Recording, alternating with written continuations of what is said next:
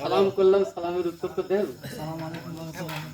কারণ সালাম করা কি কি বললাম, সালাম করা সুন্নাত, উত্তর দেওয়া কি কি বলেন ওয়াজিব।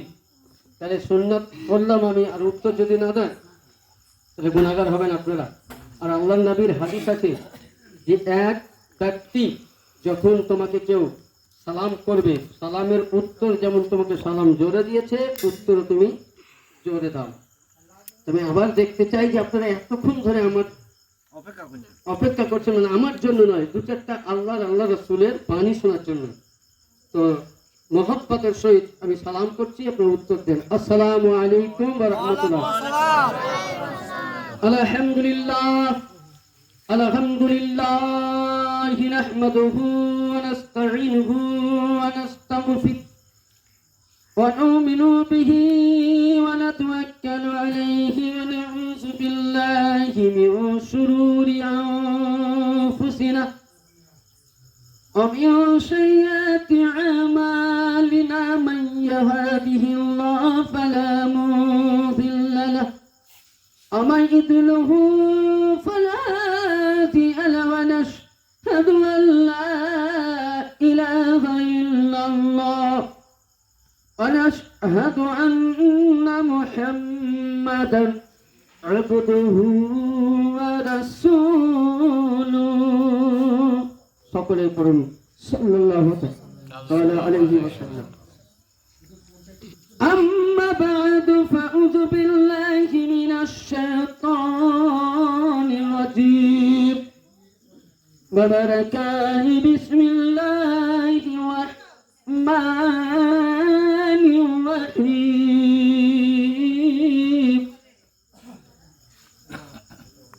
قل لا أسألكم عليه أجرا إلا المودة في القربى صدق الله العظيم بلغنا رسوله النبي الأمين المتين الكريم ونحن على ذلك لمن الشاهدين والشاكرين والحمد لله رب العالمين।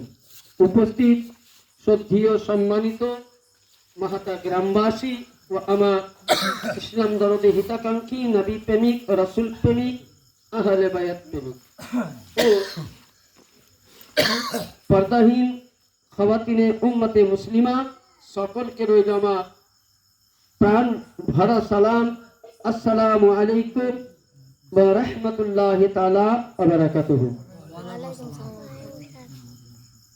আজিজানে মুহতারাম, আজকে এই ভাইজান আমার মাহফিল কেন সাজিয়েছেন, কিসের জন্য সাজিয়েছেন, আপনারা আমার চাইতে বেশি ভালো জানেন।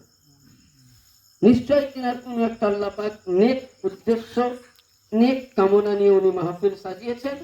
আল্লাহর কাছে প্রার্থনা করব যেন রব্বে কাদির এ ভাইজানের মনের আশা পূর্ণ করেন, এবং যে আমার সকলে আমরা উপস্থিত হয়েছি আল্লাহ পাক যেন এই হাজরিকে কবুল করেন। সকলে বলুন আলহামদুলিল্লাহ।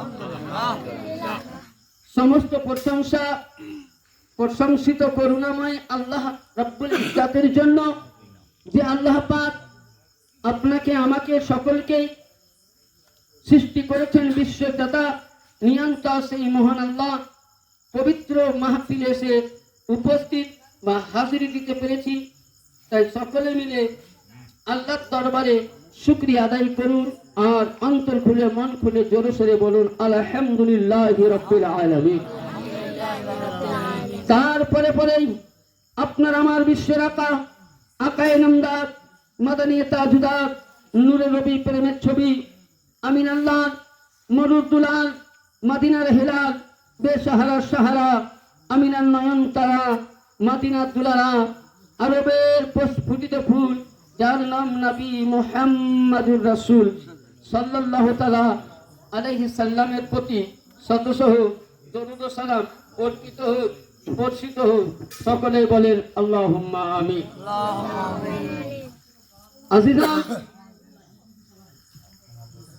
আমি মহান আল্লাহ পাকের পবিত্র কালামুল্লাহ থেকে 25 পারা 23 নম্বর আয়াত সূরা আশ-শুআরা থেকে তেলাওয়াত করেছি। আল্লাহ পাক বলছেন, কুল, যে হে রাসূল আপনি বলে দিন। কাকে বলতে বললেন?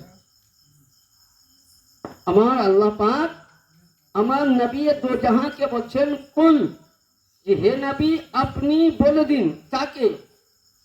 আপনার উম্মতকে। কি?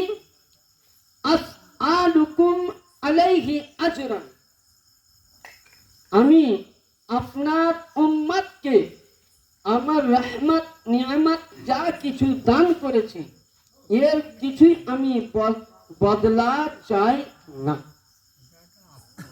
আল্লাহ পাক তো আমাদেরকে অনেক কিছু দিয়েছেন।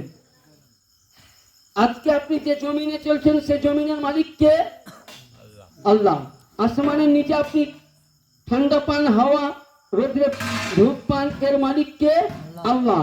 আপনার জমিনে আপনি ঘাস জাতীয় জিনিস পুঁতলেন, সেখান থেকে আপনি কুইন্টালের কুইন্টাল ধান পেয়েছেন, এ দেনেওয়ালা কে? আল্লাহ। মারনেওয়ালা কে? আল্লাহ। আল্লাহ আমাকে সব কিছুই দিয়েছেন, কিন্তু আল্লাহ বলছেন আমি কিছুই বদলা চাই না। যেমন ধরুন, আমি আপনাদের গ্রামবাসীর কাছে কাউরির কাছে হয়তো আমি 500 টাকা ধার নিলাম, খুব বুঝবেন উদাহরণস্বরূপ। আমি ছোট্ট ছোট্ট করে বক্তব্য দিব, কারণ আসরের পর একটা মিলাদ করে এসেছি। এবং সামনে ধরুন আবার কালকে প্রোগ্রাম, পরশু দিনও আছে, তারপর বাইরে তো প্রোগ্রাম আছে। তো কথা হচ্ছে, আমি পয়সা ধার নিয়েছি, একটা আমি সময় দিয়েছি, ভাই অমুক তারিখে অমুক সময় আপনাকে আমি পরিশোধ করব। আমি দেখা গেল একটা 2 দিন পরে আমি তাকে পয়সা পরিশোধ করলাম না, কিন্তু ওই লোকটি কি আমাকে ছাড়বে? শুনবো, যদি মাহাতার বাজারে পায় তো কলারে হাত দেবে, মুক্তি সাহেব তুমি পয়সা নিতে পারো, ছাড়বে? আওয়াজ করে।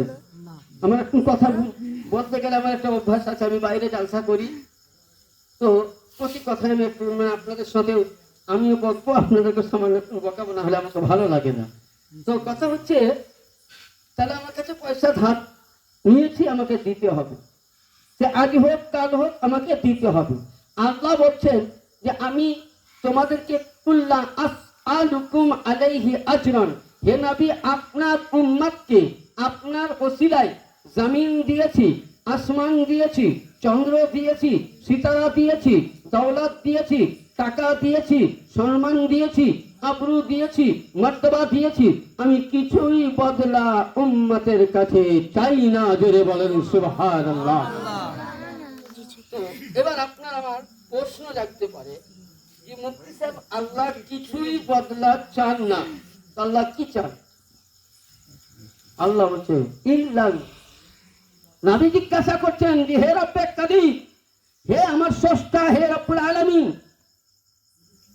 আমার জান তোমার কুদরতের হাতে, হে আল্লাহ তুমি বলো, তুমি আমার উম্মতকে যা কিছু দিয়েছো কিছুই চাও না, তুমি কি চাও? বলছে ইল্লাহ মুআদ্দাতা, নিশ্চয় আমি একটা জিনিস চাই। আল্লাহ বলছেন কি? ফিল কুরবা। জোরে বলেন সুবহানাল্লাহ। অর্থাৎ হে নবী আমি কিছুই চাই না, তবে একটা জিনিস চাই, যা কিছু দিয়েছি এর বদলা যদি আমাকে দিতে চাও তোমার উম্মত, আমি টাকার বদলে টাকা নিব না, জমিনের বদলে জমিন নিব না, আসমানের বদলে আসমান নিব না, চন্দ্রের বদলে চন্দ্র নিব না, সূর্যের তাপ নাও তার বদলা আমি নিব না। তোমার কাছে আমি একটাই নিতে চাই, তোমার উম্মতের কাছে, ইল্লাল মুআদ্দাতা ফিল কুরবা, যারা আমার কাছের মানুষ, যারা আমার প্রিয়জন, যারা আমার আশিক, যারা আমার মেহবুব, যারা আমার দিওয়ানা, তাদেরকে যদি ভালোবাসে, তাদের যদি মহব্বত করে, আমি যা দিয়েছি এর বদলা হয়ে যাবে। জোরে বলুন আল্লাহ। এবার বলুন, আল্লাহ বলছে যাদেরকে আমি বেশি ভালোবাসি তাদের বদলা হলেই হয়ে যাবে। তাহলে এই আয়াত কখন নাযিল হয়েছিল? এটা আপনাকে জানতে হবে যে এই আয়াতে মুকাদ্দাসা কখন নাযিল হয়েছিল। একটুকুন ভরসা না দিলে বুঝতে পারবেন না। আমি বলে গেলাম, আপনারা শুনে গেলেন যে মুআদ্দাত কুরবা কাকে বলে। কুরবা মানে হচ্ছে নিকটবর্তী। তো কে নিকটবর্তী? হযরতে সাইয়্যিদা উম্মাহাতুল মুমিনিন সাইয়্যিদা উম্মে সালমা রাদিয়াল্লাহু তাআলা আনহা, ইনি ছিলেন রাসূল পাকের 6 নম্বর স্ত্রী। নবীর স্ত্রী কয়জন? আমাদের উম্মাহাতুল মুমিনিন আম্মাজান হচ্ছেন রাবির হাদিস